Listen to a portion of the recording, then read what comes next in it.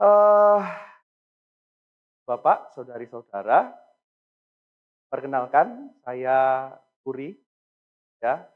Saya diminta untuk mendampingi dinamika kita bidang sumber, ya, bidang sumber yang ada di Paroki Santo apa? Yusuf.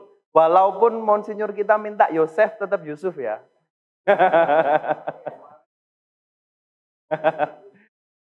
Ya, jadi memang Monsinyur kita itu menghendaki nama yang lebih anggapannya ya dalam tanda petik Katolik.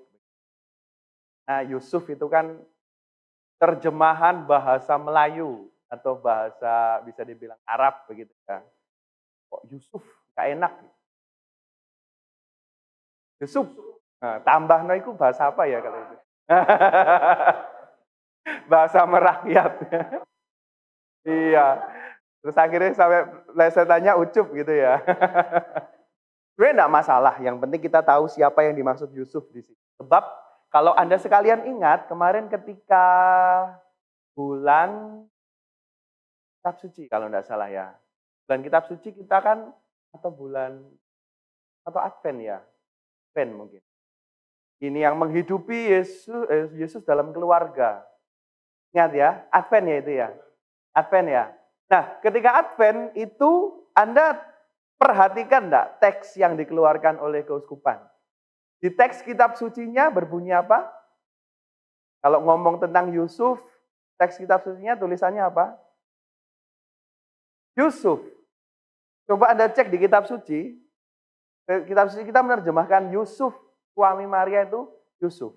Kemudian di penjelasan bawahnya, kalau Anda ingat, penjelasan bawahnya ada renungannya itu. Saudara-saudara kita yang menyediakan materi, mengubahnya menjadi Yosef. Betul. Mengamati ini. Ada umat yang bingung enggak? Enggak ada. Saya itu dapat pertanyaan dari umat. Ini yang dimaksud Yusuf yang di bacaan dengan Yosef ini sama atau beda? Saya dapat pertanyaan itu. Karena ada nama Yusuf lain enggak di kitab suci? Nah, sementara nama Yosef lain ada enggak? Ada. Santo Santa itu ada yang namanya Yosef. Ya kan? Jadi hal ini itu kerap kali ya, terjemahan itu menjadi persoalan. Jadi tidak masalah, yang penting kita tahu Yusuf yang dimaksud di situ siapa, begitu. Oke, saya diminta Romo Sabas untuk mendampingi bidang sumber. Kalau ditanya apakah saya punya pengalaman di bidang sumber, enggak punya. Saya enggak punya pengalaman di bidang sumber ya. Saya itu pernah ikut sekali menemani Romo Indra. Anda tahu Romo Indra? Yosef Indra Kusuma. Ya, Romo Indra awal-awal menjadi imam, beliau ditugaskan menjadi ketua bidang sumber. Waktu itu, setiap rumpun di keuskupan kita, Keuskupan Surabaya itu hanya ada satu romo. Gitu. Jadi bidang sumber yang berisi liturgi, katekese, kerasulan kitab suci, itu dipimpin oleh satu romo saja. Waktu itu, awal-awal tahun 2013 kami tahbisan.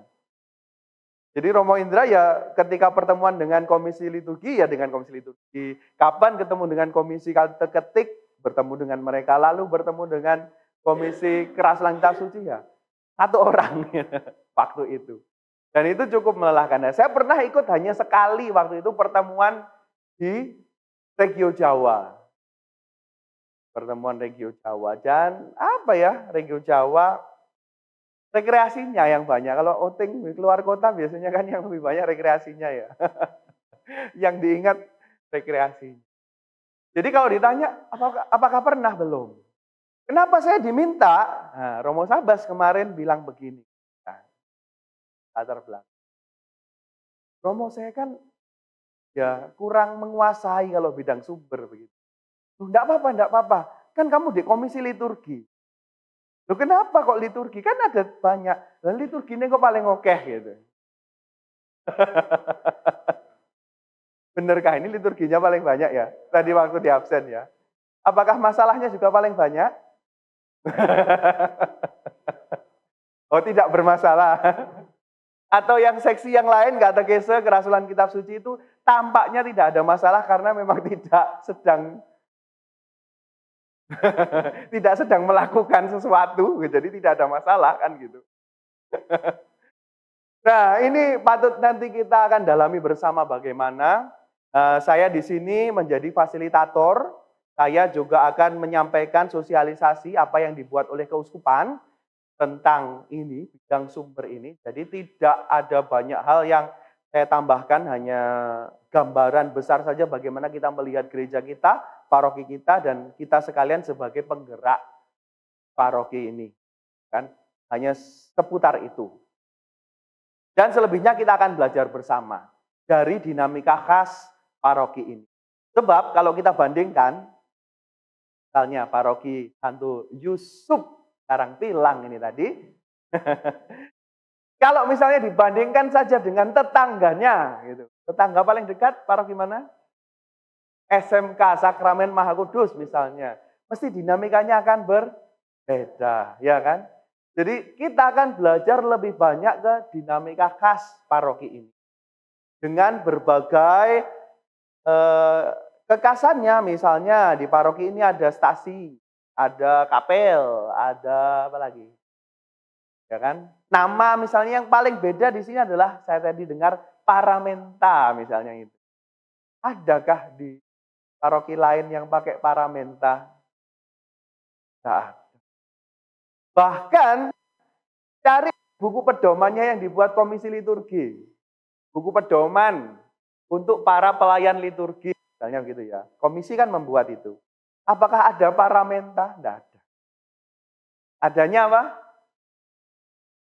Koster, ya. Karena yang umum itu. Nah, bagaimana ini nanti kita berdinamika dengan kekasan itu. Oke, sebelumnya saya mau cek semangatnya dulu. Mari kita berdiri. Yuk.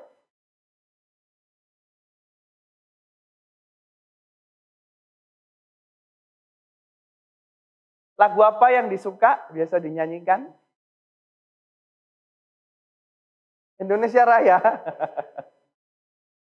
Lagu apa yang dihafal? Santo Yusuf. Oh, Jorohan. Santo Yusuf ya. Oke, mari kita nyanyikan lagu Santo Yusuf yang menjaga itu bersama-sama ya. Kita mulai, 1, 2, 3. Yusuf yang menjaga keluarga Nazaret, kau menjaga umatmu, juga Yesus penebus. Udilah doakan kami pada Yesus anakmu, dan lindungilah selalu kami sekeluarga. Oke, terima kasih. Sekarang saya mau, ya biasa ini main dulu, main hitung-hitungan. 1, 2, 3 ya, urut begitu. Nanti coba yang angka 3 dan kelipatannya, itu Anda tidak menyebutkan angkanya, tetapi hanya menggantinya dengan tepuk. 1 kali. Ya, coba ya. Dari sini 1 ya. Dari sini 3 dan kelipatannya ya. Ya. 5 nggak pakai tepuk tangan tapi ya. Oke. Ulang sekali lagi ya. Ya.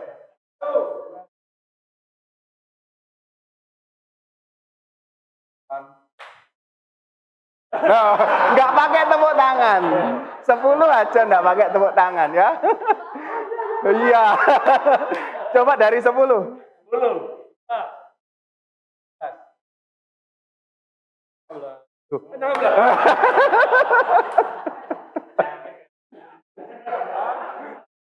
Oke, kita akan mulai terus ya nanti sampai kelipatan berapa begitu. Tanya sampai 50 begitu. Berani? Coba? Ya, mulai dari 1 di sini ya. Enggak. Apa engkau suwi-suwi? 1, 2. Loh, baru sampai 6, belum 50 loh. Oke, diturunkan. Standarnya 50 kejauhan. 25 ya. 25, ayo. Bisa enggak mencapai angka 25 gitu ya? Coba 1.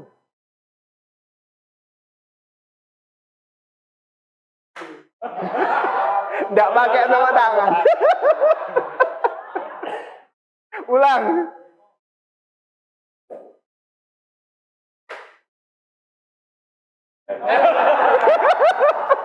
Belum 25 loh. Terakhir 1 ya. 4. Ulang. 2, 5, 8,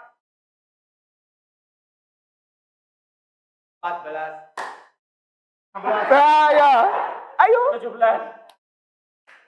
Loh, kok tepuk juga? Oke, terima kasih.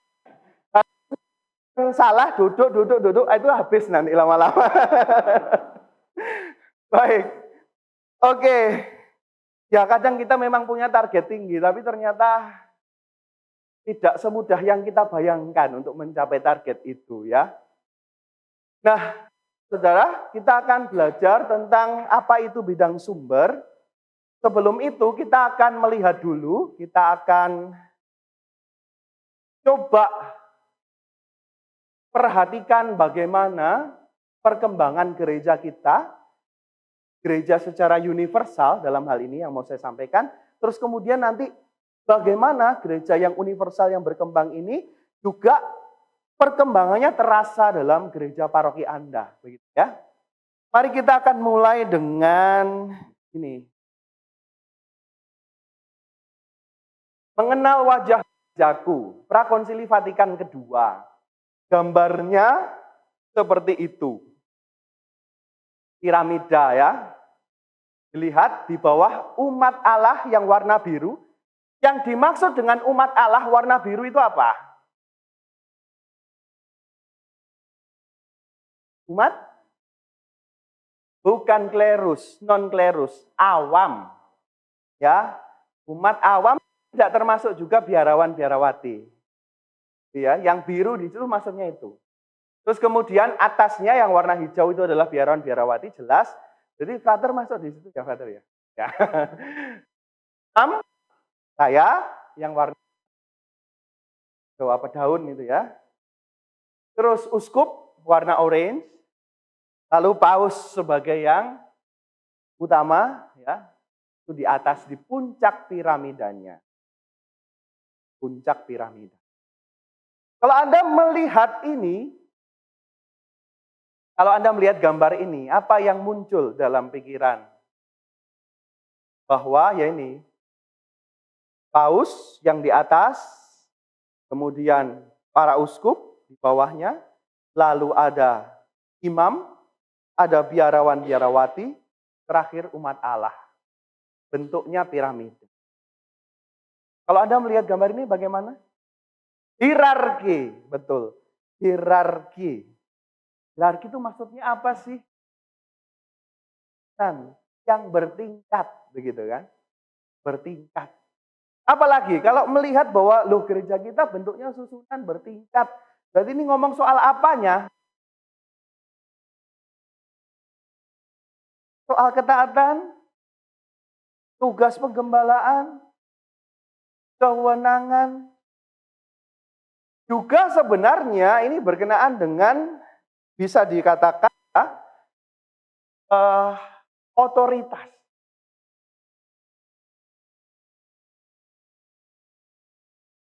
Kewenangan tadi ya, kekuasaan juga begitu. Dalam hal apa misalnya ya, bahwa gereja itu pada masa sebelum Konsili Vatikan kedua itu memang bentuknya itu top down. Kalau Anda mengalami, mesti Anda lebih mengalami daripada saya gitu kan. Masa-masa ketika gereja itu masih bisa dibilang punya corak pastor sentris. Pernah dengar ya? Maksudnya apa? Betul. Pusatnya misalnya gereja paroki saya, pusatnya hanya pada imam. Artinya apa? Yang memutuskan semuanya imam. Ketika hal itu terjadi, bagaimana keterlibatan awam di dalam gereja? Sedikit. Kecil porsinya. Porsinya kecil. Ini yang terjadi di masa sebelum Konsili Vatikan kedua. Misalnya saja dalam misalnya liturgi sebelum Konsili Vatikan kedua. Yang menjadi pelayan liturgi siapa? Misalnya Miss Dinar.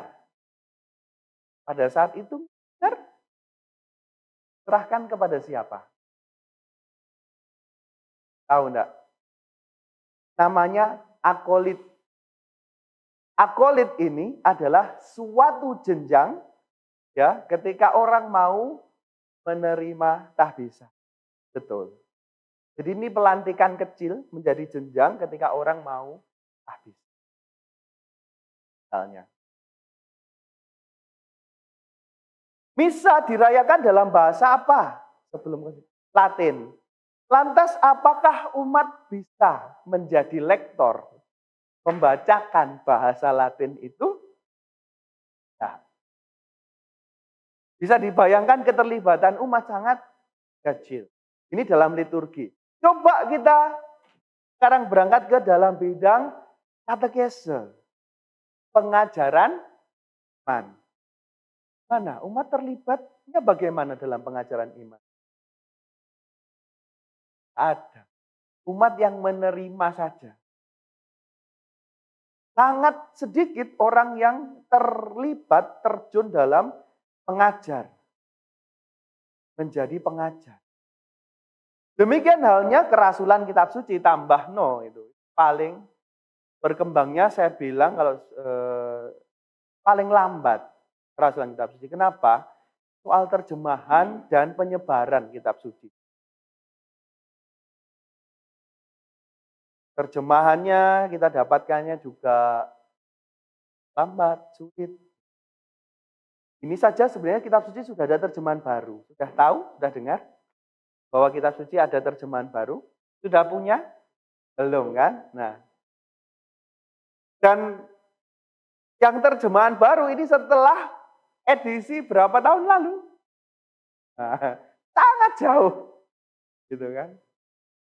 Sangat jauh perkembangannya lambat. Misalnya. Nah, inilah yang menjadi wajah gereja pada saat itu. Keterlibatannya sangat kecil. Sebelum Konsili Vatikan kedua. Konsili Vatikan kedua itu 1962 sampai 1965. Di sebelum itu. Belakang. Ya. Nah, setelah 1962-1965, ini gereja masih berdinamika beradaptasi dengan perubahan itu. Karena responnya pada saat itu, respon kebanyakan juga dari kaum ya klerus ya, itu terbagi menjadi dua. Awam pun juga. Bahwa ada yang menerima hasil konsili, ada yang menolak. Bahkan pada saat itu, kalau belajar sejarah gereja, cukup banyak imam yang kemudian meninggalkan imamatnya karena keputusan Konsili Vatikan kedua ini. Karena keputusannya kemudian mengubah wajah yang seperti ini, piramida ini, menjadi wajahnya begini. Dari yang semula tegak tinggi ya, sekarang bentuknya adalah lingkaran. Ya, gereja adalah persekutuan, sekarang begitu. Tidak ada lagi tingkatan-tingkatan mana yang lebih baik, mana yang lebih tinggi. Makanya kalau dibilang terus imam dengan menjadi imam dengan hidup berkeluarga, sama enggak? Sama. Kenapa? Itu dua-duanya adalah panggilan menuju kekudusan. Menjadi frater dengan menjadi imam, sama. Yang membedakan apa?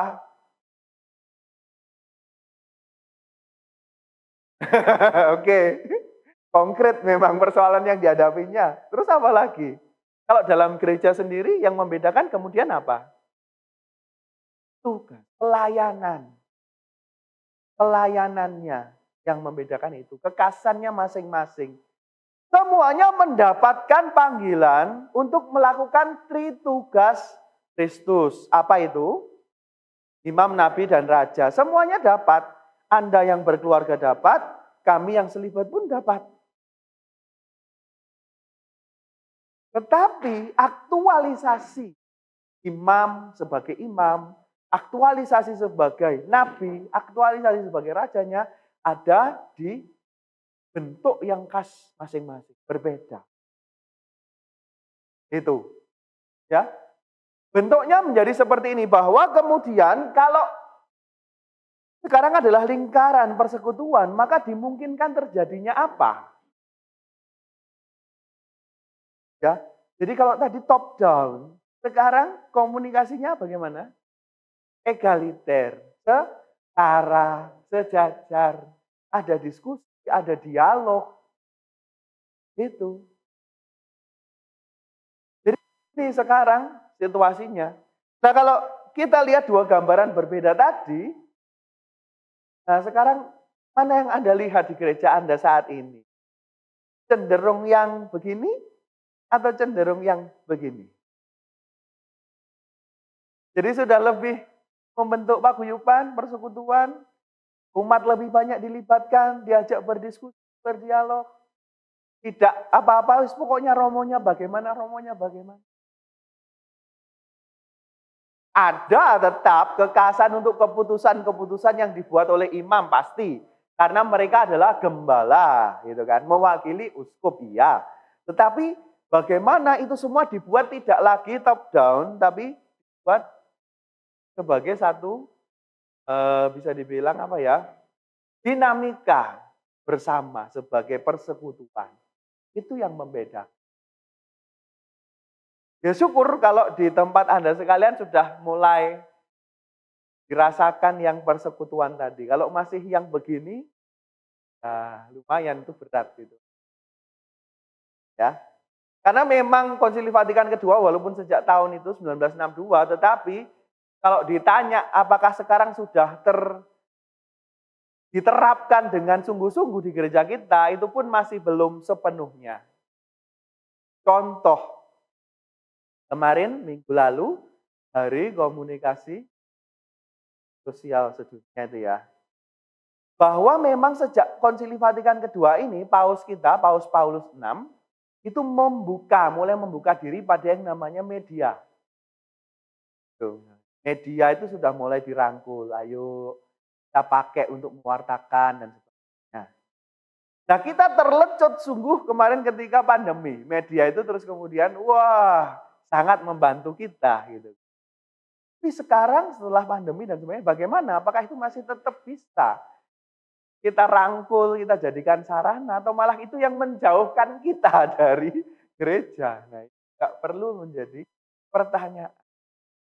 Jadi kalau ditanya apakah memang sudah diterapkan, ya kita bergumul dengan itu, kita bergulat dengan hasil Konsili Vatikan kedua ini. Tapi kita usaha menuju ke sana. Selanjutnya, gereja bukan hierarki umat Allah. Jadi umat Allah di sini berubah, kalau tadi dikatakan hanya sebatas non-klerus ya, umat Allah di sini berarti semuanya adalah umat Allah. Sekarang begitu.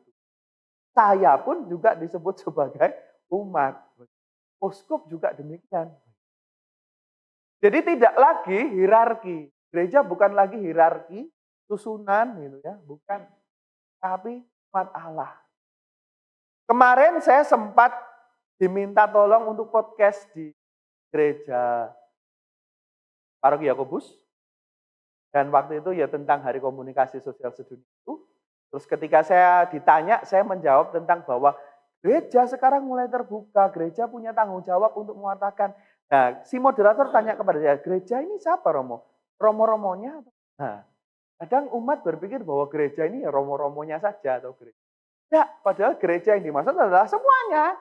Kita semua ini. Gitu. Apalagi di tahun ini Ardas misalnya ngomong jelas-jelas gereja dalam sel yang terkecil apa? Keluarga, Ecclesia Domestika. Nah, Romo gerejanya apa berarti? Keluarganya Romo? Ya komunitas artinya kan, di mana frater tinggal dalam komunitas, yaitu keluarganya, Ecclesia Domestikanya di sini. Kami pun juga. Bukan hierarki, tapi umat Allah. Umat Allah adalah batu-batu yang hidup untuk membangun sebuah rumah rohani. Ini dari 1 Petrus 2:5. Ya. Umat Allah adalah batu yang hidup. Membangun bangunan rohani ini bagaimana surat Petrus ini mau memakai gambaran bangunan, tapi bukan hanya sekedar bangunan mati. Kan ini. Yang kalau tidak ada penghuninya, mati. Tidak ada tamu di sini. Kemarin sempat pandemi kan. Jadi jejer pandemi, tidak terima tamu. Bukan itu. Tapi bangunan rohani adalah bangunan yang hidup. Dan disusun atas dasar batu-batu yang siapa? Ya kita semua. Gitu. Kita semua. Bangunan Allah. Gereja adalah bangunan Allah. Bangunan rohani, Allah yang membangun. Efesus 2:20-21 yang dibangun di atas dasar para rasul dan para nabi dengan Kristus Yesus sebagai batu penjuru. Di dalam dia tumbuh seluruh bangunan, rapi tersusun menjadi bait Allah yang kudus di dalam Tuhan. Jadi kalau bait Allah sekarang itu sudah hilang, hancur, ada yang sudah pernah ke Tanah Suci? Belum, saya juga belum kok. Saya hanya tahu dari pelajaran begitu ya, bahwa bait Allah yang kedua, zamannya Herodes, ketika Herodes membangun bait Allah lagi yang begitu megah, itu dihancurkan pada tahun 70. Pada tahun 70 sudah dihancurkan oleh Roma dalam suatu perang besar antara orang Yahudi dan Roma. Hancur, berantakan. Beberapa masih tersisa tembok itu yang sampai sekarang dijadikan tembok ratapan itu ya. Itu masih tersisa, tetapi hancur. Bait Allah hilang. Nah maka bait Allah sekarang apa? Bait Allah yang baru adalah gereja kita. Bukan gereja bangunan itu loh ya, bukan. Nah, yang menjadikan gereja itu hidup. Bait Allah yang baru. Rapi tersusun, siapa yang menyusunnya? Allah sendiri. Allah sendiri yang menyusun. Dan Yesus adalah batu penjurunya. Ada yang tahu bangunan arsitek atau apa? Kalau suatu bangunan batu penjurunya diambil, roboh ya. Nah, semacam itu gambarannya yang dipakai saat itu. Nah, terus kemudian pertanyaannya, bagaimana saya bisa menjadi batu yang hidup, yang memberikan kontribusi terhadap koordinasi gereja saya? Sekarang pertanyaannya itu. Karena kita masing-masing ternyata menjadi batu yang hidup yang penting untuk bangunan gereja kita. Apalagi ini ya. Ya sekalian sudah dipilih kah? Pilih? Ditelepon. Dijapri ya, dijapri itu kan berarti yang menjapri itu sudah mendapat ilham Roh Kudus ya. Saya mau pakai Bapak ini, saya mau pakai Ibu ini untuk melayani gereja kan begitu. Ya kan? Lah wong caranya Roh Kudus memilih itu memang macam-macam loh. Anda tahu enggak caranya Roh Kudus memilih penggantinya Yudas? Penggantinya Yudas Iskariot itu sampai mendapat Matias itu bagaimana caranya? Ya, kopioan, arisan. Jadi berdoa, ya kan, terus undi. Caranya Roh Kudus bisa seperti itu kok. Yang penting doanya dulu itu tadi loh. Bisa saja yang menelpon Anda, mungkin dalam hal ini Romo Sabas, atau ketua bidang, atau siapa saya tidak tahu, itu berdoa dulu ketika memilih, gitu. Lalu baru menelpon. Semalam-malaman, bahkan semalam-malaman. Bahkan Yesus loh sudah berdoa semalam-malaman, tapi ketika memilih kok masih ada yang keliru. Kan ada yang bertanya begitu. Oke. Apakah ini ada yang keliru? Salah pilih enggak ini nanti ada enggak? Enggak tahu, itu yang akan kita tahu dalam proses di mana kita memang dimurnikan. Dimurnikan terus. Kalau dilihat sekarang bagaimana, enggak ada yang bisa tahu. Pengalaman saya sejak ditahbiskan itu langsung ditaruh di seminari. 2013 ditahbiskan langsung seminari Garum. 3 tahun di seminari Garum, saya naik kelas ke seminari tahun rohani yang ada di sini. Jadi intinya sebenarnya saya itu disuruh ngulang gitu kan. Bayar remedi. Setelah jadi Romo masuk seminari lagi kan gitu. Garum, kemudian tahun rohani, kemudian studi sebentar, sekarang di seminari tinggi. Nah, gitu. Nah, pengalaman saya ketika mendampingi para seminaris, bagaimana mereka bergulat, bergumul dengan motivasi. Ketika mendaftar, saya mau jadi Romo. Mulai dari awal ketika wawancara pertama ditanya, kenapa kamu mau jadi Romo? Jawaban seminaris, apa biasanya yang umum? Jawaban super kudus. Selalu, saya mau melayani Tuhan. Biasanya gitu. Kalau ditanya, nanti kalau didalami ya, setelah dia masuk gitu ya. Kenapa dulu kamu menjawab saya melayani Tuhan?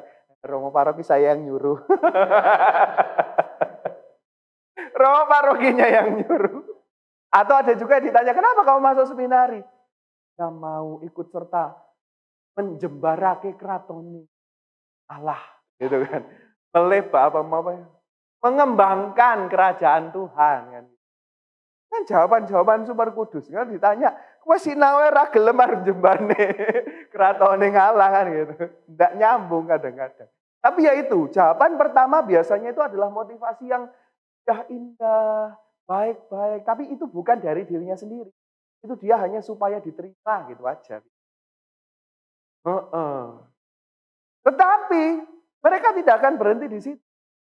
Ketika mereka masuk terus bergumul lagi, berhadapan dengan dinamika kok angel yo, ketemu ambek orang lain tuh ternyata susah. Podo anak ragile ketemu anak ragile. Di sini nggak ada yang mau ngalah misalnya begitu. Biasa dimanja, sulit ya misalnya terus kemudian sakit ada yang ngerawat di sini sakit sopo sing ngerawat. Mereka mulai motivasinya ini goyah dan sebagainya terus menemukan motivasi baru. Terus pokoknya aku mau lulus saja. Lebih realistis. Pokoknya aku lulus seminari gini sih. Nah, aku metu bapak ibuku gelo misalnya. Jadi mulai realistis. Ketika tadi idealis tapi bukan dari dirinya sendiri, sekarang ini mulai realistis. Pergumulannya. Nanti terus meningkat sampai kemudian berjumpa dengan umat yang nanti akan dilayani oleh imam dan sebagainya. Mulai terbentuk ketergerakan hati. Yo, stasi kae misalnya 1 bulan 1 kali. Baru mulai, oh ya romonya kurang. Nah itulah yang kemudian memurnikan dia untuk mendapatkan motivasi yang cocok dengan panggilannya menjadi imam. Dan keluar dari keprihatinannya sendiri. Nah, dari ini tadi, dari ilustrasinya para frater, saya pikir ini juga bisa Anda jadikan sebagai bagaimana melihat saya pribadi. Tadi kalau kita sudah dijadikan batu yang hidup, ikut membangun gereja kita sebagai bait Allah. ya kan? Kita sudah dipilih, ditelepon dalam bimbingan Roh Kudus. Dan kita dengan berbagai motivasi kemudian menerima itu, ya kan? Motivasinya bisa apapun. Tapi kemudian sekarang kita ditantang bahwa motivasi ini akan berkembang. Kita akan terus dimurnikan. Itu intinya. Sekarang mari kita terbuka pada pemurnian itu. Kumbang C itu awal-awal terpaksa, enggak masalah. Awal-awal, tapi nek terus 6 tahun terpaksa itu aduh. Saya kalau ditanya, Romo kenapa mau jadi ketua komisi liturgi? Terpaksa, saya tuh enggak suka liturgi. Saya enggak suka diatur-atur gitu. Tapi terus bagaimana? Ya sudah ditahbiskan, sudah ditunjuk uskup, mau apa? Menolak? Enggak taat? Terima. Tapi terus apakah saya terus terpaksa selama 3 tahun ini? Ya enggak, akhirnya melatih diri, mengembangkan diri, menempa diri. Perubahan wajah gereja setelah Konsili Vatikan kedua. Gereja sebagai tubuh mistik Kristus. Anda pernah membaca satu tubuh banyak anggota yang itu dari 1 Korintus 12:31? Pernah? Ada yang seksi kur di sini? Oh belum datang. Ada yang biasa dirigen? Belum datang juga. Aduh. Ada satu lagu di Puji Syukur. Kalau Anda tahu. Ini lagunya. Satu tubuh kita. Banyak anggota. Satu sakit. Satu muda. Ada tahu? Tahu ya? Satu. Yang lain enggak? Jarang dipakai. Kenapa? Iya. Tapi itu lagu yang bagus itu menggambarkan ini. Satu sakit semua. Satu mulia semua. Coba dicari dalam Puji Syukur besok. Kalau misalnya mungkin bisa ditemukan. Saya ada Puji Syukur aplikasi ini. Coba. Ada?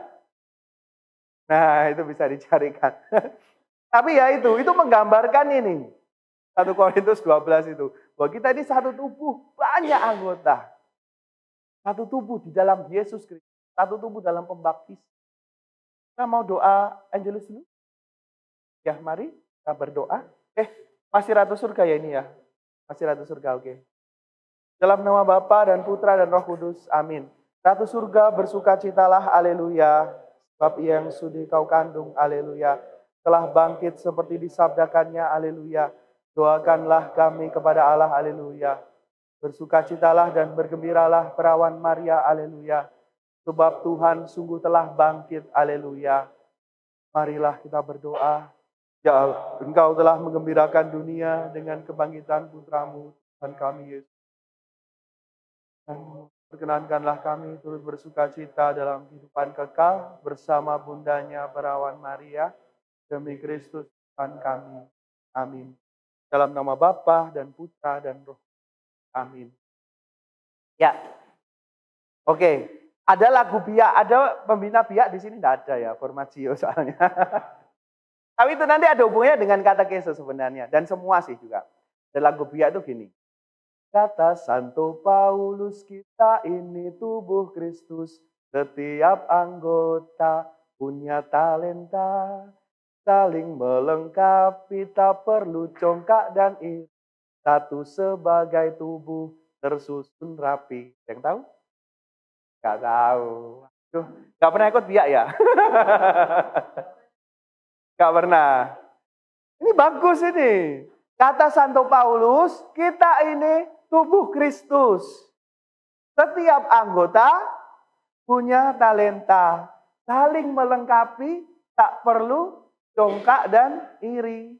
Satu sebagai tubuh tersusun rapi. Sederhana sekali lagu biak. Tapi ini adalah katekese yang untuk mengajarkan kita bahwa kita ini sebagai gereja sekarang adalah sebagai satu organ. Satu apa ya bisa dibilang? Organisme. Gitu. Ketika ada satu yang sakit terasa semua. Sakit gigi, sakitnya bisa sampai ke kemana-mana. Gitu. Itu tadi. Misalnya. Jadi ini kita sebagai tubuh Kristus. Kristus sebagai kepalanya.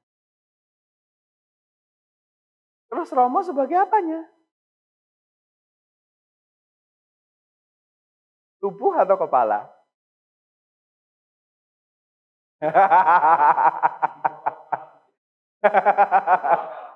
Iya, masih bagian tubuh juga bagian kepala gitu ya. Jadi dalam beberapa jabatan atau pelayanan yang dilakukan oleh Romo, pemimpinan dan pelayanan yang dilakukan oleh Romo, Romo kadang juga harus bertindak sebagai in persona Christi Capiti, dalam pribadi Kristus sang kepala. Misalnya ketika melayani perayaan liturgi. Tuh.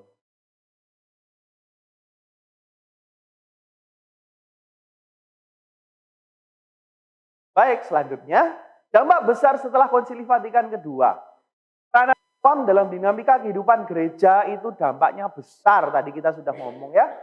Awam adalah anggota gereja, jemaat Allah, umat beriman, berkat pembaptisan. Itu artinya begitu. Awam adalah anggota gereja, jemaat Allah, umat beriman, yang ya berkat pembaptisan mereka menjadi anggota jemaat Allah. Semua yang di sini sudah dibaptis tuh? Alhamdulillah. Dibaptis secara apa? Oh, Katolik. Alhamdulillah.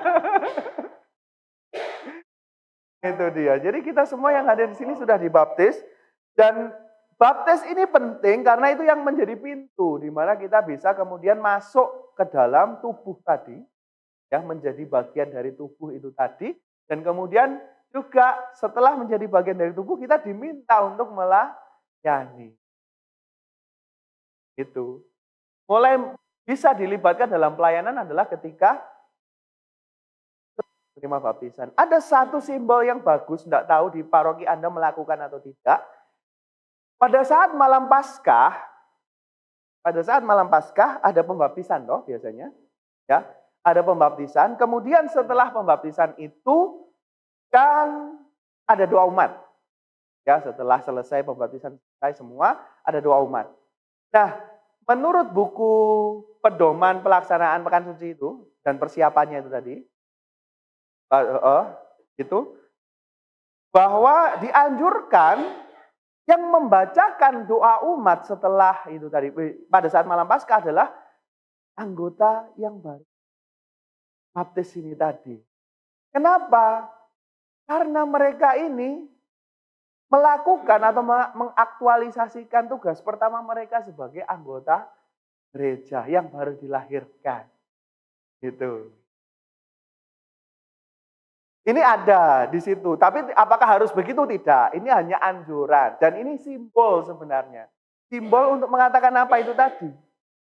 Contohnya, ada juga terus kemudian diminta selama sebulan penuh mistagogi ya, bahkan lebih sampai 50 hari sampai nanti ini Pentakosta. Teman-teman yang baptisan baru itu ketika ikut misa, duduk di tempat khusus yang disediakan dan didoakan sebagai anggota baru. Dalam doa umat.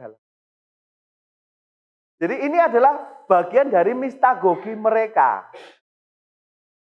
Ini mistagogi ini adalah yang seringkali dilewati ya. Jadi ada katekesenya, ada pelajarannya, baptis, dianggap itu puncaknya baptis, setelah itu selesai gitu. Padahal ada pendampingan setelah baptis. Tadi.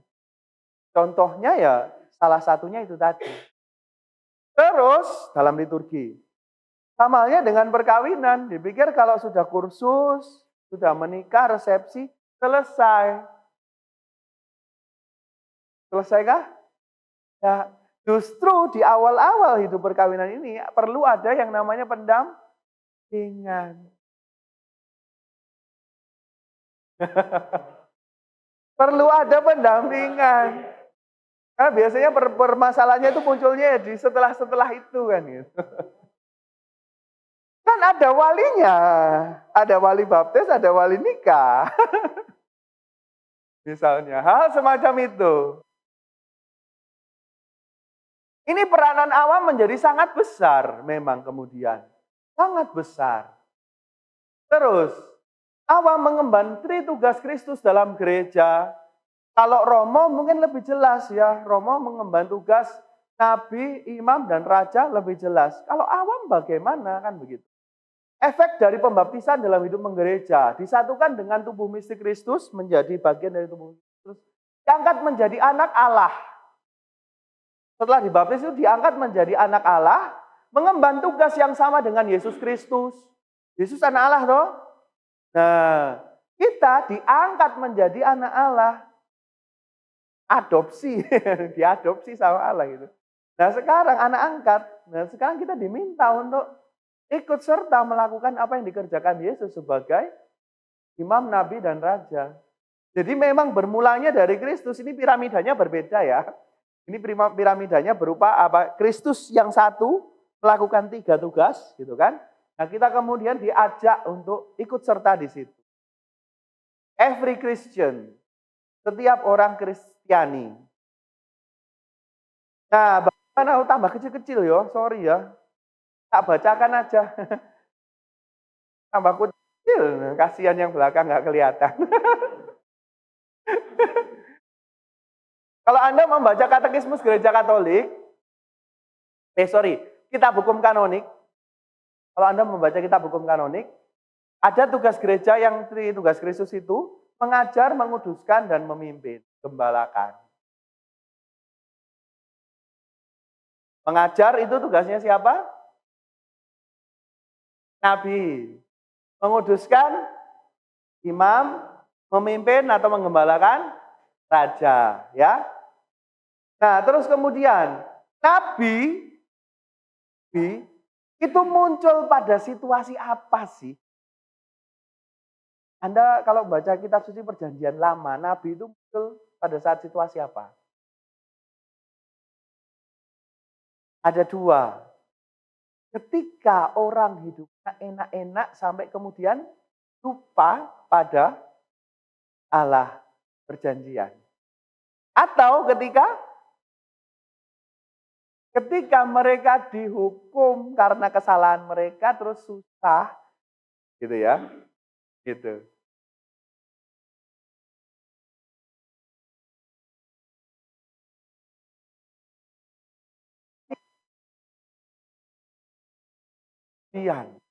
Ada ketidakpedulian pada apa yang tadi itu, janji.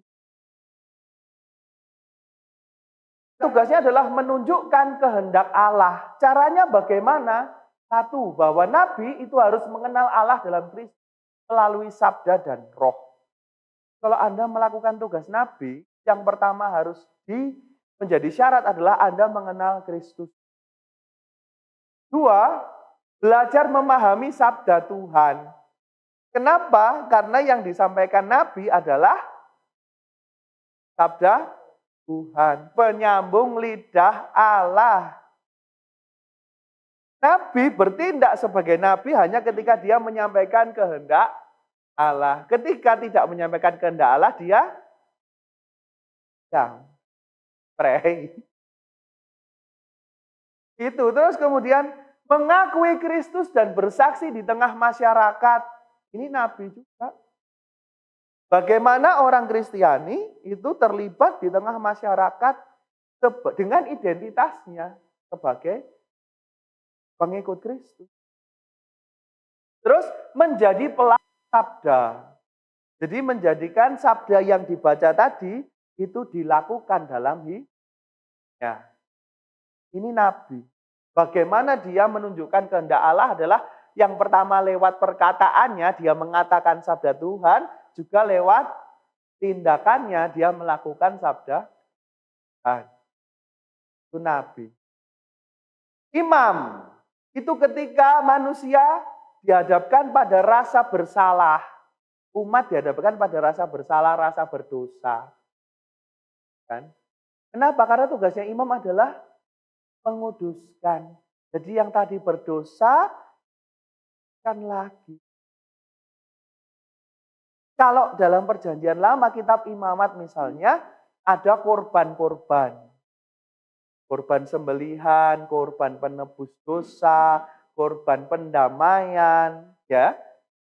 Gitu. Itu semua dilakukan untuk apa? Untuk itu tadi, supaya orang-orang yang sudah melakukan dosa, pelanggaran, dan sebagainya, dimurnikan lagi. Dan siapa yang mempersembahkan kurban itu?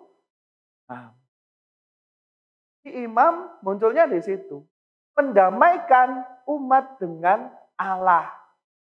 Bagaimana caranya? Kita melakukan tugas imamat kita dengan yang pertama, menarik orang untuk dekat dengan Allah melalui Kristus. Jadi, imam yang benar adalah bukan membuat orang-orang itu malah kemudian semakin dekat dengan imam itu. No. Tapi dekat dengan Allah lewat Kristus. Saya cuma nunjukkan jalannya. Terus, menawarkan diri sebagai kurban kasih yang hidup. Kristus adalah imam sekaligus kurban. Kita juga ketika menjadi imam, ya kita berani untuk menjadi kurban. Ambil dalam hidup doa jemaat. Dalam hidup rohani jemaat, hidup doa jemaat, orang yang mengaktualisasikan peranan imamnya adalah dengan ambil peran di situ.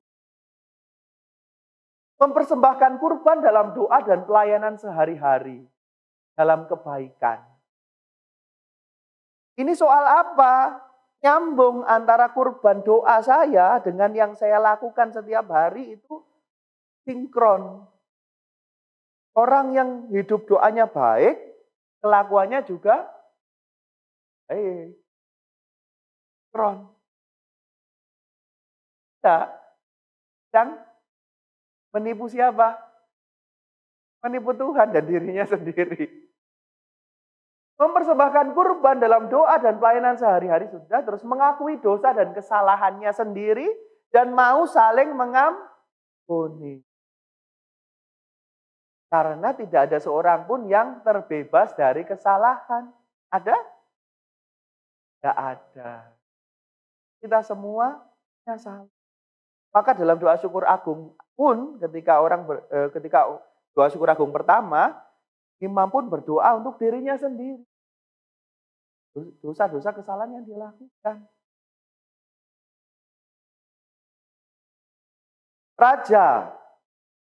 Raja ini berperan dalam situasi apa? Situasi pemberontakan, chaos, kekacauan. Semua pengen jadi pemimpin. Rebellion. Bangsa Israel ini bangsa pemberontak, berkali-kali memberontak kan. Makanya harus ada pemimpinnya. Makanya harus ada nabi. Bagaimana? Ya, mengatur sesuai kehendak Allah. Pemerintahan itu ya mengatur sesuai kehendak Allah, bukan kehendaknya. Karena dalam bangsa Israel pun walaupun ada raja, tapi pemimpin utamanya siapa? Tetap Tuhan. Teokrasi. Walaupun ada raja, misalnya ada raja yang pertama siapa? Saul. Saul raja daerah, karena Tuhan tidak berkenan, tolak tuh. Menentukan Tuhan. Daud. Kebijakan-kebijakan yang dibuat Daud, Allah yang membantu menentukan. Jadi kehendaknya yang dilakukan. Mematuhi Kristus dan sabdanya. Jadi seorang pemimpin itu juga mau dipimpin oleh Kristus. Bukan memimpin dirinya sendiri, tapi Kristus yang memimpin hidupnya. Terus memerintah bersama Kristus. Melawan dosa dan kejahatan. Dan membantu sesama dalam perjuangan rohani. Jadi ngerti musuhnya siapa yang dihadapi siapa. Kan malah terus saling bermusuhan sendiri, tapi ngerti yang dimusuhi adalah dosa dan kejahatan. Dan membantu rekan-rekannya untuk ketika bergumul melawan dosa dan kejahatan ini dibantu. Mengikut Kristus dalam perbuatan baik. Itu. Jadi yang mengumpulkan, ayo kita berkumpul dalam nama Kristus, kita mau berbuat baik. pemimpin. Berkontribusi dalam pembuatan keputusan bagi jemaat. Ini yang dilakukan oleh raja. Dari sini kira-kira ngerti ya penerapannya nabi, imam, dan raja, penerapannya itu bisa dikonkretkan lagi ke dalam pelayanan kas Anda masing-masing, baik itu sebagai di keluarga, baik itu kemudian di lingkungan, terus kemudian juga di paroki, kasih. Terus, menghargai kekasan masing-masing. Tidak ada imam, tidak ada ekaristi. Itu yang paling sederhana sih. Saya tadi sebelum ke sini itu ada ujian. Ujian untuk para calon diakon. Ujiannya lisan, setiap orang itu ditanyai 3 pertanyaan. Nah, mereka menjawab masing-masing pertanyaan 30 menit.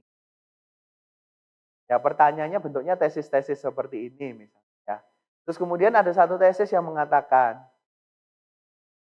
gereja itu adalah persekutuan umat Allah yang dipimpin dan dilayani oleh hierarki. Pernyataannya begitu.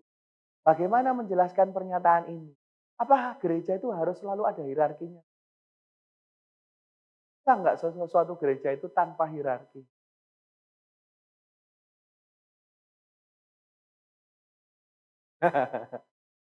Nah, yaitu. Ini soal kekasan tadi, kekasan pelayanannya. Ada suatu cerita dari teman saya yang katanya di Belanda itu kan jumlah imam semakin kurang. Tapi umatnya masih cukup banyak. Yang mereka lakukan, mereka bisa berkumpul bersama, ibadat, PDKK, nggak perlu romo kan? Tapi apakah mereka gereja? Gereja Katolik kah mereka? Ngerti ya? Betapa bahwa sekalipun umat itu sudah berkembang luar biasa pesat, imam tetap juga perlu ada di situ. Ya kita belum mengalami krisis imam, tidak tahu apakah mengalami, saya tidak tahu. Tapi di banyak tempat mengalami itu. Saya berasal dari Wlingi. Wlingi itu dulu sebelum berkembang, seperti sekarang, punya stasi jumlahnya sekitar 27. Karena Resap Ombo belum menjadi paroki, ya kan? Jadi semuanya masih tergabung dalam Wlingi. Lalu yang terjadi adalah pernah suatu ketika ada romo yang bertugas sendirian. Anda tahu Romo Yetno? Romo Yetno. Jadi Romo Yetno itu baru tahbisan, ditugaskan di Wlingi. Ya. Waktu itu masih bersama dengan Romo, kalau tidak saya salah ingat, Romo Alexius Ate. Tahu ya kalau Romo Alexius Ate ya. Nah, berdua di situ, sampai kemudian Romo Alexius Ate itu nggak tahu mengajukan misi atau bagaimana, nggak jelas ceritanya seperti apa. Pokoknya terus dipindah, terus Romo Yetno sendirian di situ. 27 stasi. Saya bisa bayangkan?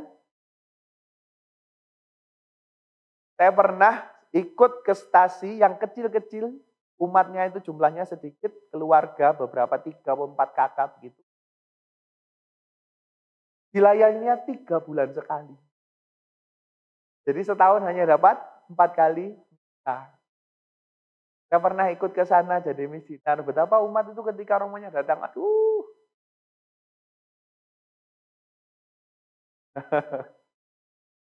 Itu. Ya itu, walaupun ada umatnya dan sebagainya, tapi ternyata sakramen tetap harus dihadirkan. Oleh siapa? Tapi juga sebaliknya, tidak awam ya tidak jalan. Tidak ada awam, tidak jalan. Anda tahu enggak, selama pandemi kemarin banyak romo mengalami krisis imam, krisis imamat gitu ya. Saya juga mengalaminya luar biasa, berat.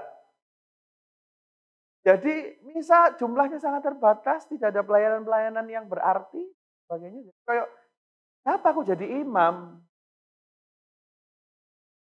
Buat apa? Bisa dewe Tuhan bersamamu. Krik, krik. Tidak ada yang jawab. Yang jawab kameranya manduk-manduk gitu ya. Tidak ada, tidak bisa. Ya ini menyadarkan juga bahwa kemana kepada imam-imam semuanya. Kalau tanpa awam, ya tidak ada, tidak bisa, tidak jalan. Jadi masing-masing dengan kekasannya, dengan panggilan tadi sebagai nabi, imam, dan raja itu perlu menyadari ini. Dan kemudian apa? Harus ada relasi yang baik antara imam, klerus, biarawan, biarawati dengan awam, dengan umat semuanya. Dalam apa? Dalam karya pembangunan jemaat. Tujuannya sama, visinya sama, membangun jemaat. Tapi bekerja sama, ada kesinambungan. Bahkan saudara-saudara, buku pedoman liturgi yang dibuat oleh Komisi Liturgi, semua ketika ngomong tentang pelayan liturgi selalu memulainya dengan Konsili Vatikan kedua. Kalau Anda pernah lihat, memulainya selalu dengan Konsili Vatikan kedua. Kenapa sekarang awam umat itu diperbolehkan menjadi pelayan? Yang paling kentara adalah misalnya asisten imam. Makin banyak sekarang asisten imam. Yang sampai ratusan, sekarang bilang ratusan enggak? Oh enggak sampai. Di mana ya yang ratusan itu? Saya pernah dengar. Oh Yakobus ya. Yakobus itu sampai ratusan kalau enggak salah. Saya itu kadang bingung kalau mau bagi komun itu kan bornya sudah ditata semua gitu ya. Banyak sekali.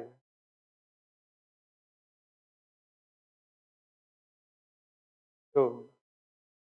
Baik, selanjutnya. Sekarang mari kita temukan koneksinya dengan kita semua yang ada berkumpul di sini. Tadi kita ngomongnya tentang umum gereja ya. Ya nyambung sedikit-sedikit sebagai contoh tadi liturgi, katekese, kerasulan kitab suci. Nah ini koneksinya kan. Secara langsung nyambungnya kemana? Ke nabi, imam, atau raja? Iya, secara langsung. Walaupun itu nanti semuanya, ya kan, semuanya tetap. Tetapi secara langsung itu di karya kenabiannya. Liturgi, imam, pengudusan. Seksi kata ketik, nabi juga mengajar. Sementara raja ini menjiwai semuanya. Maksudnya apa? Maksudnya saudara-saudara, Anda semua di sini sebagai apa? Pemimpin, ya enggak? Ketua bidang sumber, bayangkan ini. Ketua bidang sumber. Ketua loh, gitu kan. Nah ini. Koordinator asisten imam. Koordinator loh. Ketua seksi kerasulan kitab suci. Ketua seksi liturgi, ketua seksi katekese. Artinya ada. Artinya ada organisasinya, betul? Ya. Jadi ada organisasinya, ada kelompok yang harus digerakkan. Dan yang menggerakkan ini siapa? Pemimpin tadi. Kalau rojonya tidak menggerakkan, bagaimana anggotanya bergerak? Jadi memang rajanya ini apa? Menjiwai semuanya. Ya. Terus karyanya yang khas adalah itu tadi, bahwa seksi kerasulan kitab suci dan seksi kata ketik itu bagian yang nabi tadi, sementara seksi liturgi bagian imam, pelayanan imam. Begitu. Ya, sampai di sini koneksinya jelas? Ya? Oke.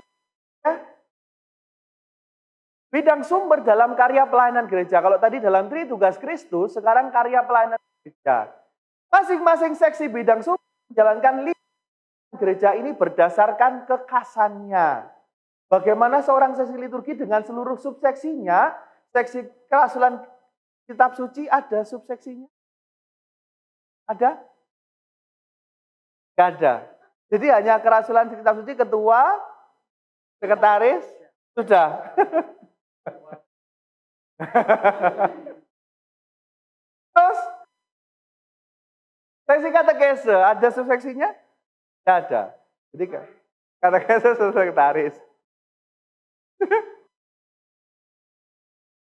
Makanya yang ditekankan liturginya, enggak loh. Semuanya penting, nanti saya tunjukkan pentingnya di mana. Ini. Bagaimana semuanya ini menunjukkan keterlibatannya dalam apa? Peribadatan, persekutuan, pelayanan, pewartaan iman, dan kesaksian. 5 tugas gereja. Kalau mau digambarkan, ya, liturgi ini seperti apanya ini? Akarnya. Peribadatan itu seperti akarnya.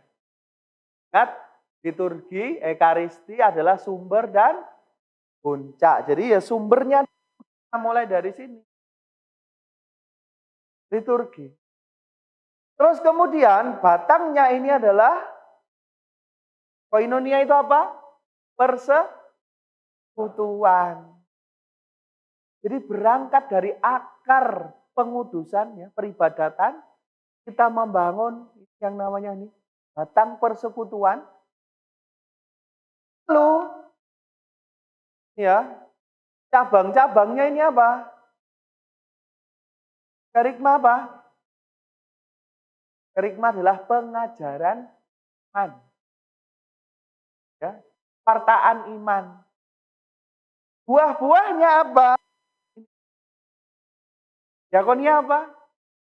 Pelayanan. Dan juga martiria apa? Kesaksian. Jadi, kalau akar liturginya kuat, persekutuannya kuat, terus pewartaan imannya kuat, maka gereja ini ya akan siap untuk melayani dan bersaksi.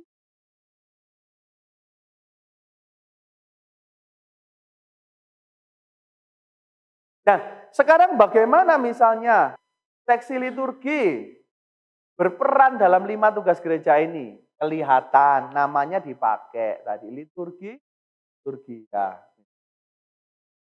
Nah, sekarang kalau kita lihat ini, seksi karya kerasulan kitab suci. Bagaimana terlibat di sini? Bagian mana? Kerigma, pewartaan iman.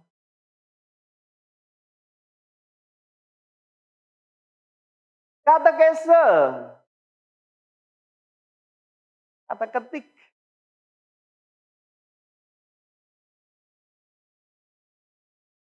Kerigma juga, liturgia juga enggak? Ada enggak katekese liturgi itu? Ada. Ada katekese liturgi. Ada enggak katekese tentang persekutuan gereja? Dan gereja adalah persekutuan, ada.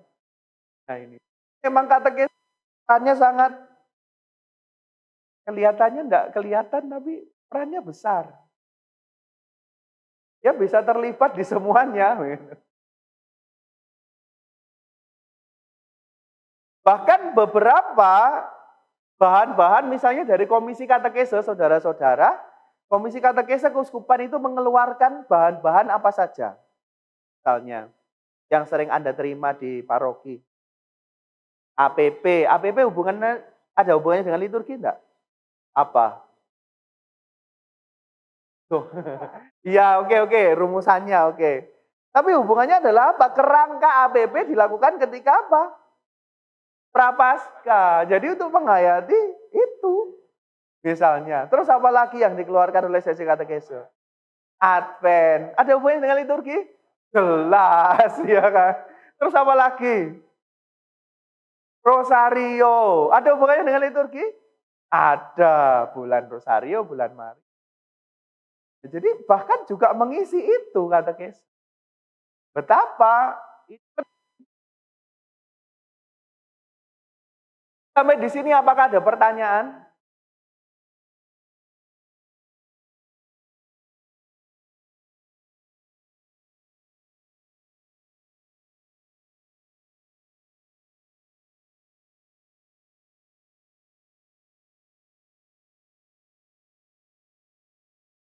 Sampai di sini? Apakah ada yang mau tanyakan? Kita masih ada, setelah ini spiritualitas. Sebelum kita masuk ke spiritualitas. Ya, monggo.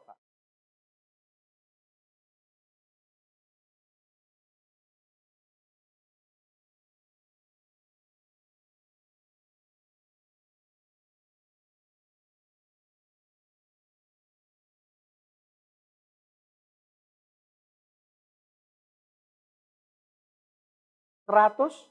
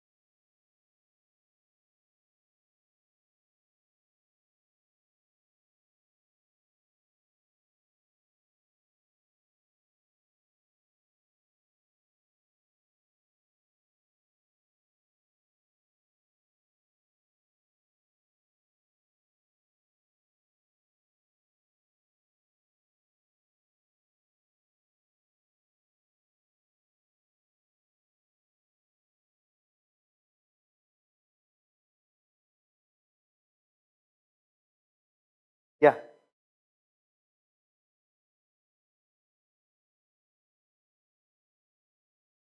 Ya.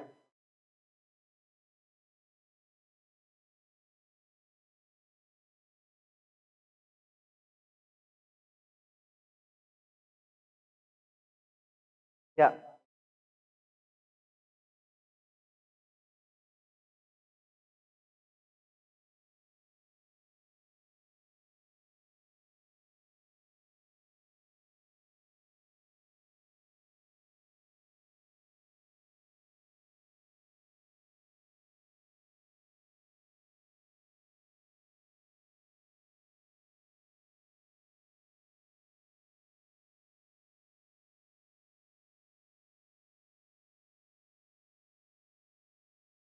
Baik. Terima kasih. Jadi memang pada ketika dalam hal pengajaran, memang kita tidak bisa sembarangan. Bahkan disebut sebagai katekis volunteer itu seharusnya memang ada persiapan. Tapi dalam situasi kita mau saja sudah baik loh, gitu kan. Ada yang mau saja sudah baik. Gitu. Nah, tapi sekarang kemauan itu juga harus dibarengi kemudian dengan peningkatan sumber daya. Iya, kemampuan. Jadi memang itu nanti bisa dimasukkan ke dalam ya kita mulai mau menyusun program. Nah, di situ itu bisa menjadi perhatian bahwa ketika kita menghimpun katekes volunteer dan sebagainya, apakah juga lalu dipertimbangkan, dipikirkan bagaimana mengupgrade katekis-katekis ini. Bagaimana membekali mereka, bagaimana mempersiapkan mereka sebelum mengajar. Hanya begitu. Dan ini bukan kerja Anda sendiri sebagai koordinator nanti. Koordinator ini nanti adalah fasilitator. Memfasilitasi, berdua, tetapi nanti bagaimana itu jadikan sebagai gerak bersama yang sinergis. Hubungannya kalau dengan tadi katekumen misalnya, hubungannya dengan siapa? Misalnya, seksi yang lain kalau katekumen hubungannya misalnya dengan siapa? Liturgi oke, terus? Katekis, betul? Terus?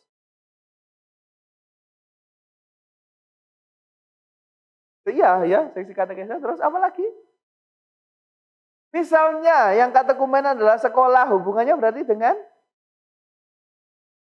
komisi pendidikan, betul. Atau seksi pendidikan kalau ada di paroki. Terus misalnya, ini dari yang mau jadi katekumen adalah anak-anak dari ya atau dari apa, atau dewasa. Hubungannya dengan formatio. Betul. Jadi ini sebenarnya nanti akan terkait.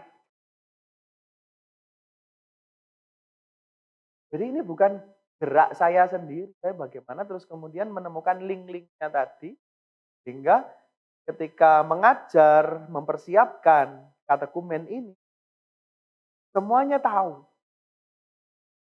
Kenapa katekumen itu penting? Saudara-saudara, saya pernah diminta untuk memberi pembekalan persiapan Paskah. Terus saya tanya kepada mereka, saudara-saudara di sini nanti malam Paskah ada baptisan? Yang bingung. Oh ada Romo ada. Mungkin seksi katekisnya yang jawab ya. Saya. Oh ada Romo. Nah, Anda semua tahu siapa yang mau dibaptis, ada berapa jumlahnya? Nggak tahu kan gitu. Nah gini nih. Bagaimana perasaan Anda? Anda itu mau menerima anggota baru loh dalam gereja. Kalau dari luar mau masuk ke sini, mau menjadi keluarga kita, Anda tidak mau kenalan, Anda tidak mau mengetahui mereka. Anda tidak mau mendoakan mereka supaya nanti ketika masuk menjadi ya keluarga kita semua. Ini kurangnya di gereja kita. Kalau di gereja sebelah, kalau ada yang baptisan, wah sukacita luar biasa. Anggota baru nih. Bahkan diperkenalkan di depan kita dapat. Kita kadang kurang gitu. Pak, baptisan baru ini. Memberi selamat, kamu sudah dibaptis. Kadang kurang gitu. Mungkin bisa dilakukan di lingkungan-lingkungan ya. Tapi ini perlu misalnya. Kenapa ya? Karena itu tadi, ini gereja. Terus bagaimana kemudian nanti formatio melihat, oh yang baru dibaptis masuk mana, oh ini nanti bisa dilibatkan di sini.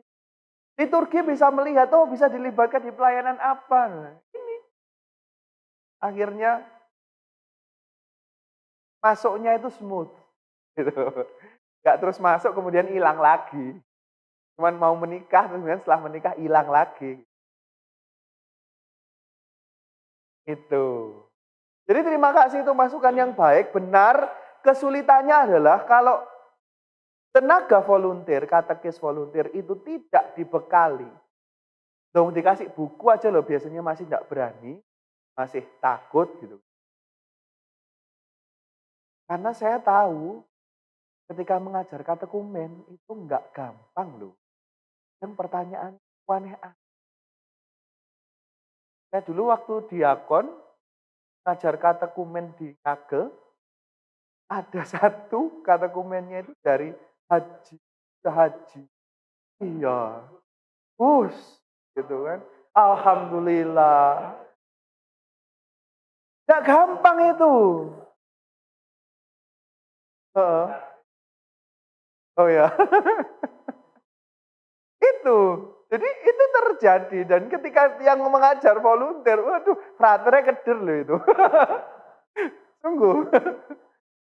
Artinya apa? Ini perlu disiapkan, perlu dikomunikasikan, dikoordinasi, dan sebagainya. Supaya para volunteer ini pun juga siap. Siapa yang saya hadapi, saya harus membekali diri saya dengan apa. Dan sebagainya. Jadi ya balik lagi ini nanti akan menjadi gerak kita sekalian bersama, gerak Anda sebagai koordinator, dan juga gerak keuskupan, betul. Termasuk menyediakan bahan itu tadi. Masih ada pertanyaan? Oke.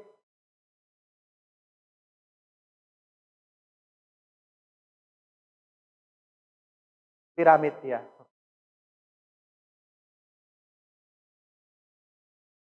Mm-mm.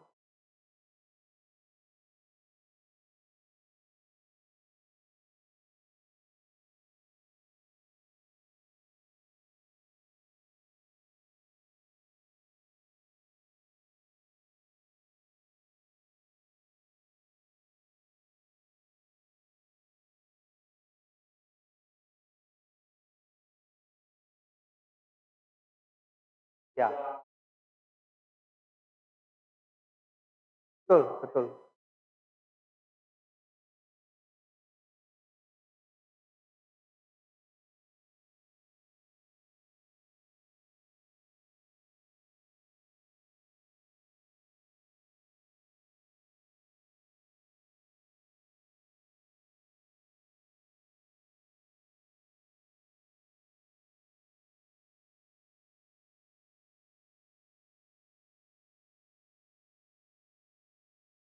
Ya, oke. Jadi memang Eropa ini bisa dibilang dipukul habis-habisan.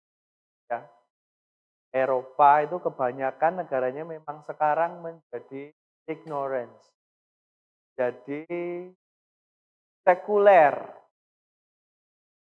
Sekuler. Contoh, saya kemarin belajar di Spanyol misalnya. Spanyol itu mayoritas masih Katolik, walaupun ateis sudah banyak.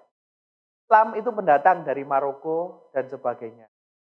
Ya, banyak orang Islam itu pendatang. Kalau orang Spanyolnya yang menjadi Islam tidak banyak. Kebanyakan mereka menjadinya ateis. Ya. Katolik itu masih banyak, tetapi Katolik mereka jangan samakan dengan Katolik. Katolik mereka itu sangat tradisional. Katoliknya mereka itu kalau devosi itu masih seperti mungkin kalau di sini tuh orang Filipina, kalau di Asia. Jadi yang sampai memegang kemudian patung diarak masih seperti itu. Tetapi itu mereka melakukannya bukan sebagai sekedar ulah kesalehan, tapi hanya sebagai kebudayaan, tradisi kebudayaan. Jadi ada pergeseran yang dari sebelumnya adalah perayaan keagamaan menjadi kebudayaan. Dan kebudayaan ini akhirnya sekedar menjadi tontonan yang mendatangkan turis. Contoh kemarin ketika misalnya yang disebut sebagai Pekan Suci, karena itu Semana Santa. Semana Santa itu misalnya saya sempat itu di daerah Malaga, jalan-jalan ditutup, turis datang banyak sekali di sana untuk menyaksikan ini, perarakan. Ya, tetapi ketika misa, tidak ada. Tidak ada yang buahnya itu tadi. Contoh lagi, ketika ini pemakaman. Orang Spanyol ini kenalnya adalah Katolik semua. Tradisi yang dia kenal untuk penguburan orang meninggal sebenarnya adalah Katolik. Jadi pelayannya pun imam. Tapi itu dihitungnya sipil. Imam melayani secara sipil penguburan. Yang membayar imamnya itu nanti juga pemerintah. Terus kemudian bentuknya apa? Ya banyak orang datang ke gereja. Banyak full untuk pemakaman itu. Tapi yang komuni, misalnya gereja penuh yang komuni mungkin 20 aja itu sudah sangat banyak. Dari gereja yang penuh. Jadi sudah situasinya Eropa itu dipukul habis oleh sekularisme ini. Dan ngomong soal reevangelisasi, penginjilan kembali, itu kalau di sana itu seperti ngomong dengan orang yang sudah, kalau di sini Ngomongnya agamaku, agamaku, agamamu, agamamu, kayak gitu. Jadi ngomongnya sudah seperti itu. Kalau di sana enggak. Jangan ngomong agama di area publik. Agama adalah urusan pribadi-pribadimu masing-masing. Jadi kalau kamu melakukan siar di sana, oh Tuhan begitu baik. Waduh, sudah pelanggaran hak asasi itu. Walaupun gerakan saksi Yehova tetap begitu. Tapi mereka melakukannya seperti promosi brosur perumahan. Ya, saksi Yehova itu jadi punya kayak ini, banner-banner, kemudian ada apa, terus dia tawarkan brosur. Atau ninggal di bangku-bangku, buku Tuhan memanggil. Model promosinya begitu. Terus, gerakan anti-klerikal itu. Jadi ketika melihat saya kayak gini, berpakaian begini, kancingkan, saya kasih putihin ya. Gitu ya, kayak penguin. Apalagi yang pakai jubah itu kan. Ada orang-orang yang dengan langsung kayak menjauh, bahkan meludah. Gitu. Karena memang sudah anti. Apalagi kalau ngungkit-ngungkit soal gereja, kebobrokannya gereja dari klerusnya, semangat sekali mereka. Yang anti klerik ini. Jadi tantangannya sekarang di sana seperti itu. Tantangannya di Eropa. Maka Eropa yang dulu kebudayaan Katoliknya besar, ini sekarang sudah mulai tidak mampu, tidak bisa mengirim. Spanyol tempat saya belajar kemarin ada satu seminari di Navarra, seminarinya gede, seminarisnya 6. Besar sekali, luas. Seminarisnya hanya 6. Itu pun tidak semuanya dari Spanyol. Ada yang dari Amerika Latin.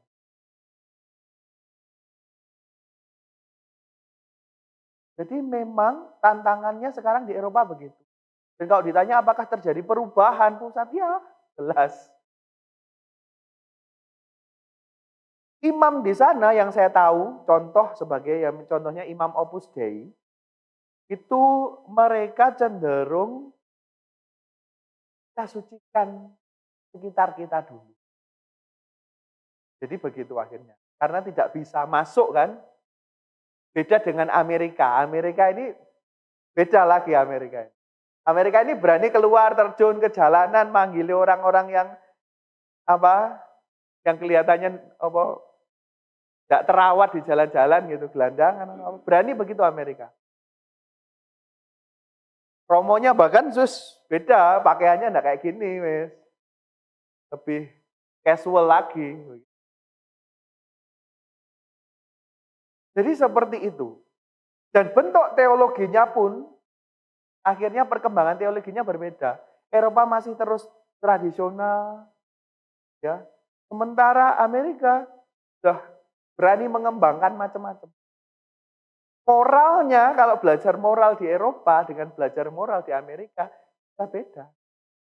Dalam arti ya ini loh soal pertimbangan-pertimbangan moralnya loh ya. Karena sekarang persoalan moral tuh wes diberitakan kan misalnya kemarin Gracia Poli, mau membekukan sel telur, membekukan embrio.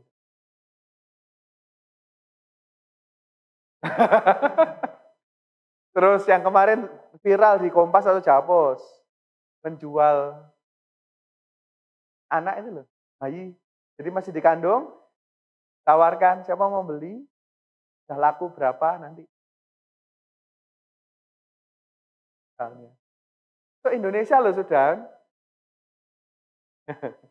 Jadi persoalan itu sudah muncul.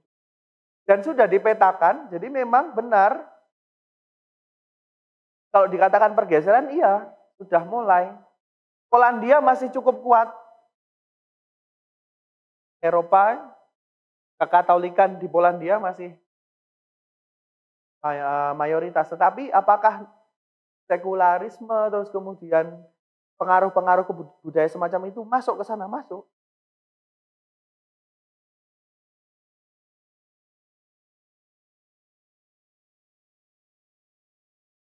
Bisa jadi, bisa jadi, betul. Jadi keterlibatan awam dan sebagainya itu sebenarnya awamnya mereka cukup tangguh di beberapa lini. Kayak misalnya Opus Dei itu kan memang berawal dari gerakan awam. Mereka baru punya imam karena mereka memerlukan imam untuk pelayanan awam. Tapi gerakan awamnya kuat. Tapi sedikit gitu loh. Dan soal sedikit, saya berani bilang sedikit karena ya memang mereka tuh tidak bisa menyuruh anaknya, ayo kamu ke gereja, terus tidak bisa. Kayak gitu.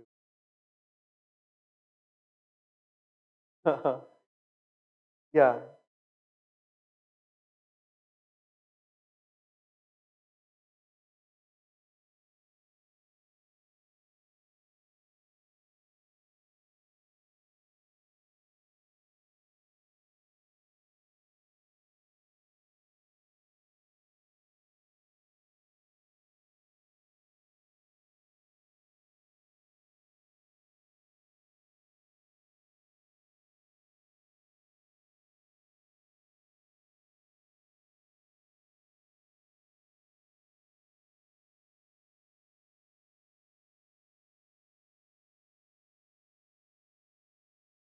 ya.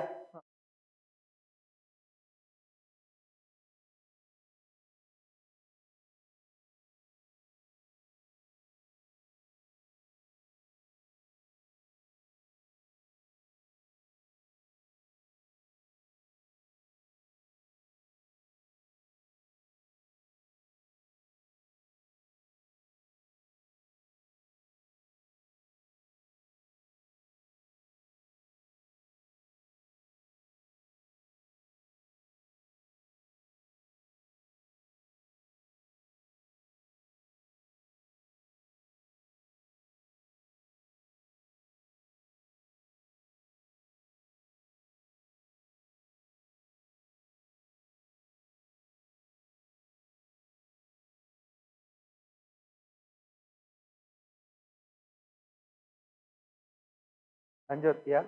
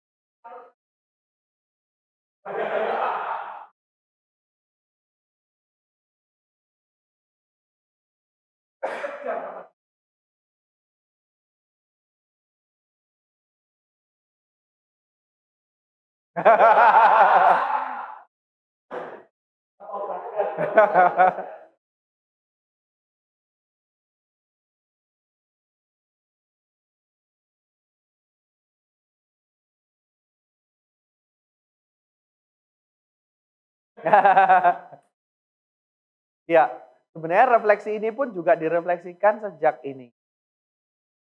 Anda tahu jemaat-jemaat yang jadi buah-buah misinya Paulus mana aja? Korintus, kan ini di Efesus. Sekarang masih ada enggak?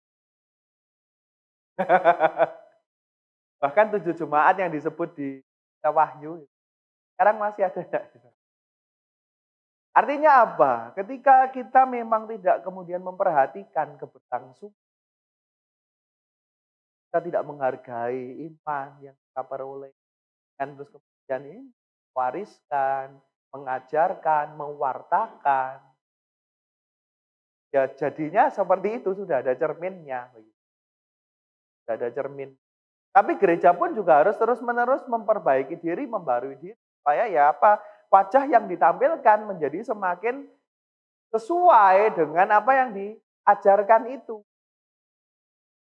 Jangan sampai ya itu tadi, terusnya misalnya karena melakukan kesalahan, akhirnya muncul gerakan anti gereja.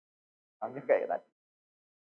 Atau menjadi gerakan anti gereja, kalau gerejanya juga kemudian menampilkan wajah yang berbeda dari apa yang diajarkan. Tapi untungnya kalau di Indonesia sih, kelemahannya malah gereja Katolik diapresiasi di Indonesia Mas Ian, karena ya semangat toleransi. Tetapi kemudian yang dipertanyakan adalah semangat misinya yang kurang. Biasanya cenderung damai, enggak mau geger gitu loh. Kalau gereja Katolik itu. Nek Protestan, ayo budal ngono. Setahu saya ya ini sejauh mengamati. Ya, monggo.